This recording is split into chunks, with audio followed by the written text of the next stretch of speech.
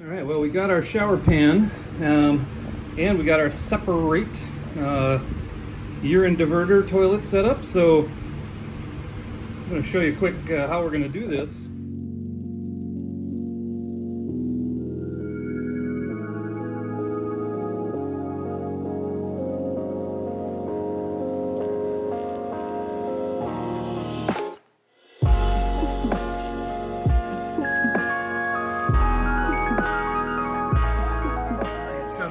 The big shuttle bus update. Again, kind of working my way from the front of the bus that way towards the back, and there's a lot to do up in this front area, so let's take a quick look at what we've been doing the last couple of days. But there's quite a bit of wiring going on. We've got cameras, backup cameras and other things, so I can't totally enclose everything until I get all my wiring all situated. So kind of one step here, one step there. It's never always, oh, you can just do all of this one thing and then you're good and done with that. It's like there's always running a little more wire or running a little more of this or before you can close things up. Plus we want to pre-paint a bunch of these parts before we put them in. So it's the bulk of the work is all up there. So let's take a look. First of all, yes, the tray is wrong. We had originally intended to kind of go that way with it, but I'm just going to build up a little bit of a curb here at the front, and we're going to access it this way. I'll just make sure I be a little extra careful to waterproof it on that side.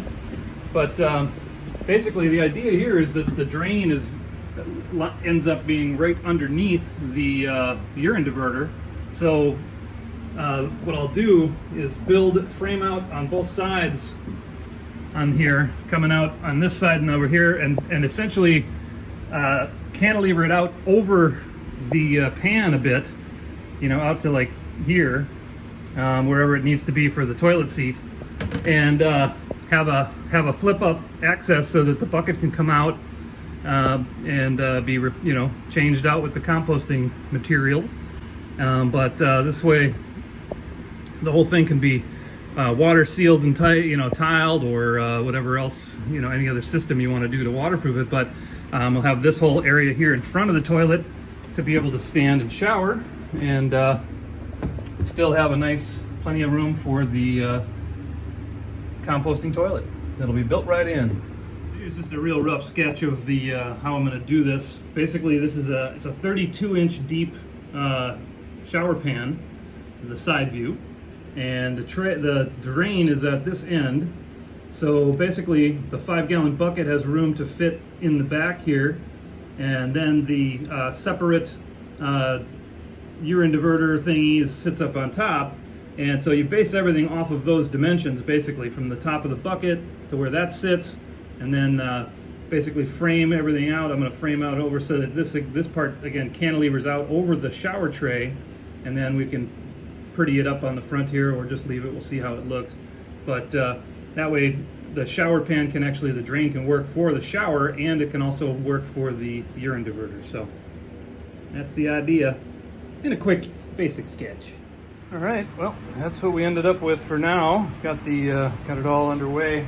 So again, as you can see, it's overlapping underneath, and I've got cleats on each side that I'll be able to put a piece of coverage up against there to hide all that underneath. But we'll still work out exactly how to kind of cover up that whole bottom and make sure it's still functional. But got the seat separator in there, mounted in between. Basically, it works out from the floor to the top of the plywood right here.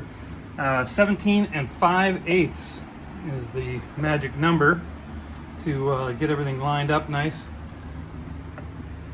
So I can just pick right up, boink, like that. So this part right here sits right here, drops it right down over that, and then the urine separator hose can go right straight down into the drain hole there, and then this is easily accessible to pop right out of there, dump, clean out, do what you got to do. This is just a stand-in bucket until we do the primary bucket, but it's all these buckets are the same size. I just put a couple of 1/2 inch or 3/4 inch plywood cleats down on both sides. I traced out the diameter of the bottom just to kind of help it from sliding around, keep it right where you want it. Sets right down in there, nice and even. And close her on up. Oop. So you can see, so this part lines right up with the edge of the bucket. And use the piano hinge down across the back to connect it all up. We're gonna make it waterproof, so you can stand in here, take a shower, and still have your toilet.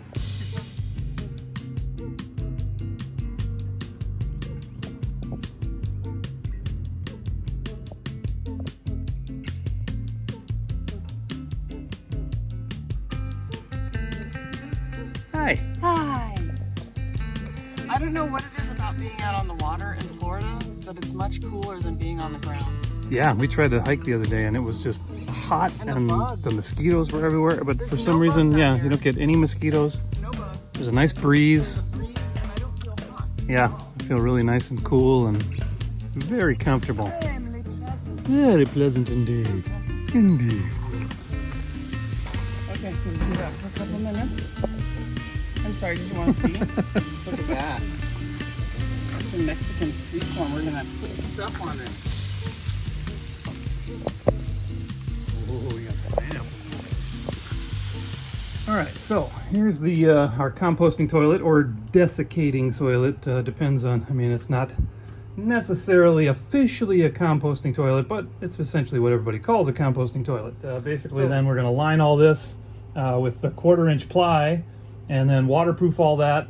And then it still remains TBD about what the final surface will be on the exterior on all this in the shower, but we're set up for shower here, the rough in, and all we got to do now is get the toilet functional, get it all wrapped up, make that all usable. Might be adding some more storage and a mirror. Before we put our shower tray in, we also waterproofed the plywood really thoroughly all the way around on the bottom, just in case any moisture ever gets down under there.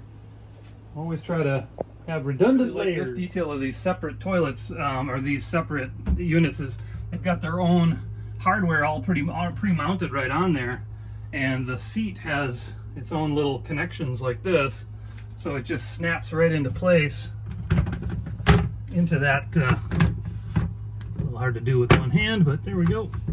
There we go. Snap, snap.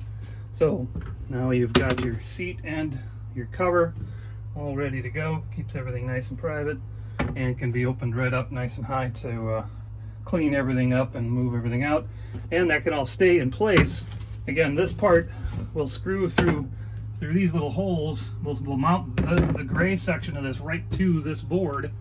So again, the whole thing can just be lifted right up when it's time to empty the bucket, and just stays right in place.